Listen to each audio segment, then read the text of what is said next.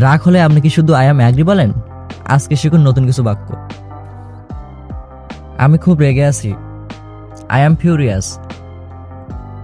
আমাকে বিরক্ত করো না। Don't bother me. এটা অসহ্য। This is unbearable.